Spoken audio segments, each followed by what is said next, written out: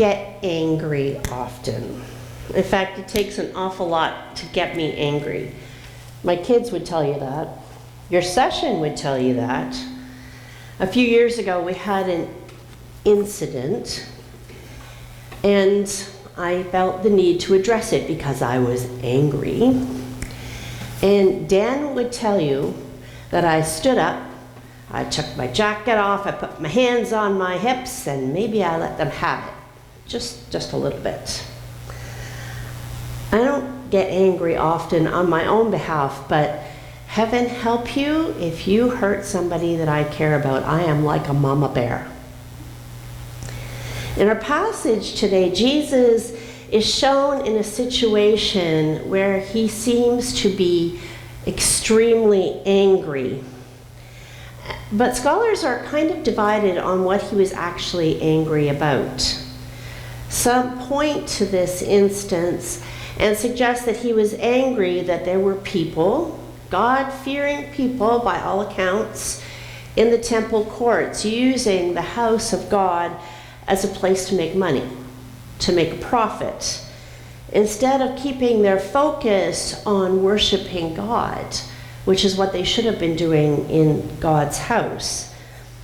And some theologians point to this instance and see it as an example, another example, of Jesus being angry on someone else's behalf. In Mark 3, Jesus was in a synagogue, and on the Sabbath, he decided to heal a man with a withered hand. And the Pharisees came up to him and said, "You can't do this. It's the Sabbath. You are in God's house." And in Mark 3:5, it says, "He looked around at them with anger, for he was grieved at the hardness of their hearts." He wanted to do something to alleviate this man's suffering, and the Pharisees and the teachers of the law could not get past their legalities. And Jesus was, understandably, angry with them. In our reading this morning, we see Jesus once again in the temple. This time he was looking around at the people who were selling sacrificial animals. I want to give you a little background here. The Israelites would come to Jerusalem, to the temple, during the Passover. This was one of the most revered holidays in the Jewish calendar. And they would come to this most holy temple. And what they were required to do by Jewish law was to bring an animal sacrifice. It could be anything from a dove to a lamb to even a cow. And that wasn't something that they necessarily wanted to bring with them on their journey from wherever they came. It's bad enough when you have to take kids on a long road trip and they're going, "Are we there yet?" But think about driving from here to Montreal with a cow, right? Not something we want to do. So it was common practice to buy your sacrificial animals when you got to Jerusalem. And you could go into the marketplace. But what was happening here is they had brought the animals right to the temple, to this captive audience, if you will.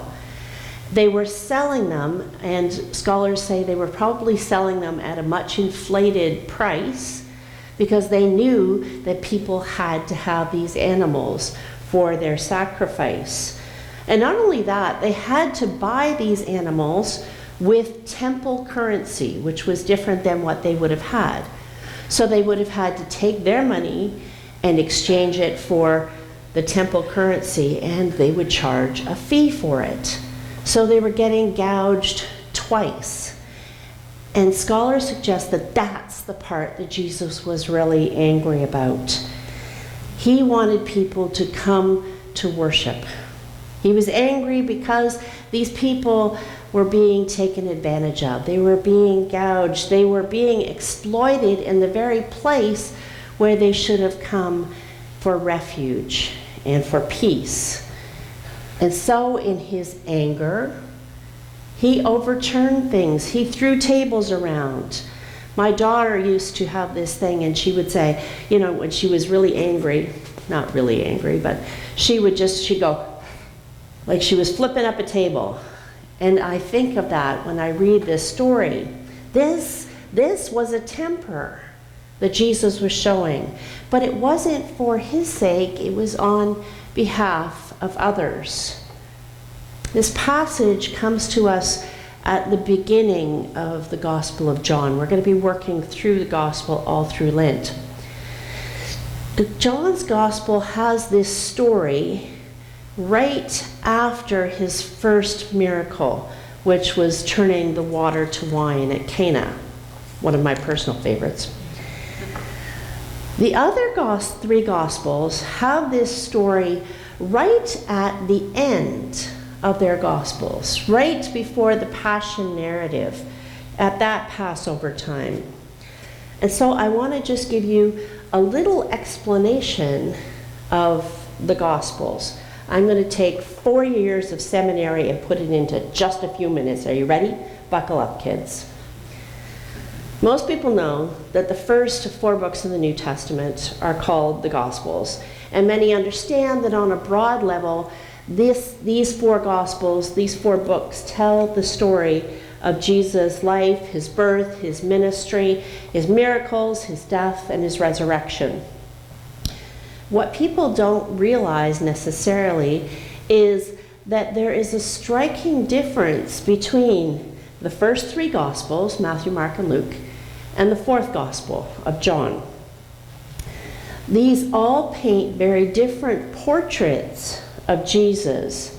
Each Gospel follows the same journey, but each one of them tells it a little differently. Each one has its own style, its own purpose, its own audience, and probably different sources that they gleaned their information from. Despite the fact that they are unique, the first 3 Gospels tell the story in much the same way, using the same timelines and most often using exactly the same language, which is very different because if you think of 4 or 3 people telling the same story, you're not always going to get it exactly the same. But in the first 3 Gospels, you see it's very, very similar. These 3 are known as the Synoptic Gospels. Synoptic meaning able to be seen together. It's Greek again. But the Gospel of John is unique in that 90% of what is in John's Gospel has material in it that you will not find in the other 3 Gospels. It is different in tone and it's different in its content. And there are very significant ways and legitimate explanations for the differences in the content and style between the first 3 and John's. The simplest explanation, and the one that scholars go to most often, centers on the dates that these were written. Most contemporary biblical scholars say that the Gospel of Mark was written first, probably around 55 to 59 AD. And for that reason, you see that Mark is the shortest gospel, and it tells Jesus' story in a quick, fast, no-nonsense, get-it-done way. It was primarily written for a Gentile audience, probably the Gentiles in Rome, and it offers this really powerful introduction to the story of Jesus, to people who would not have the background that the Israelites had. And there were staggering implications for that. Matthew and Luke followed the book of Mark, and scholars aren't really sure which one was written first, but it was probably in the late 50s or early 60s AD. And Mark was a foundational part in their writing. So they looked at what Mark had written and they basically expanded on it, gave it a different spin for the audience that they were talking to. And these 3 Gospels, 95% of what's in them is almost identical. And so if you think about that, being written 50s, 60s. It's about 30 years after Jesus has died. One generation. And these authors recognized that they needed to get the information, the first-hand accounts, the eyewitnesses' information before they were gone. And so they were written with the idea of intentionally publishing the life of Jesus for their specific audience before it was too late. John's Gospel, however, was a little bit different. Most scholars think that it was written in the early 90s AD, another full generation after the three synoptic Gospels. And John, wrote this audience primarily to talk to people who would not have had any connection with the eyewitness accounts. They had heard things, they had discussed things, they had listened to the stories for a full generation, and they had debated and studied this life of Jesus. They'd heard the official story, but John didn't feel the pressure to reconnect and retell the actual story. He wanted them to understand not only just who Jesus was, but who Jesus was for them, the significance of Jesus' life here on earth. John was free to tell this gospel in a way that reflected the needs and the time and the culture and his intended audience.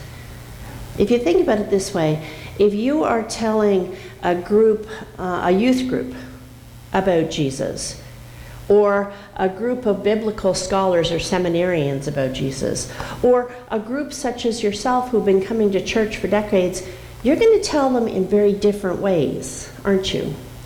And so this is why we have these differences in John. He wanted them to understand and not only know the story, but to recognize who Jesus was for them, to understand his humanity and his divinity. The first words in the Gospel of John point to this and emphasize this. He says, "In the beginning was the Word, and the Word was God, and the Word was with God. He was in the beginning, and all things came through him." He wanted them to understand his unique duality of human and divine, showing that Jesus was and is the Son of God. So back to our story. This story of anger is told in the other three Gospels, but much, much later. It's often referred to as a sign of Jesus' righteous anger or righteous indignation. John wants us to see that Jesus' righteous indignation, his righteous anger, is rooted in his strong sense of justice on behalf of those who are being taken advantage of by the temple authority. John has heard decades of conversation about Jesus, and he may have been portrayed as a victim. He went to the cross, he died, and he is notably absent. John wants his people, his audience, John wants us to recognize that Jesus is not the victim. He is the victor. Jesus stands up for his people. And to have that vision in mind when John tells his story of Jesus. Here we see an angry Jesus, a righteously angry Jesus. Not a victim, but a victor. Not a threatening presence, but instead someone willing to stand up for the rights and the feelings of others. Those he wants to protect, those he came to save. During this time of Lent, we're going to get to know Jesus better through the Gospel of John. And I hope and I pray that you will see him and get to know him more deeply See the human, see the man he was. Thoroughly human, capable of human emotions. And see the Savior, thoroughly divine, capable of anything. Let's recognize Jesus in all his ways, shapes, and forms, and how he works in our lives and still does, human and divine. Amen.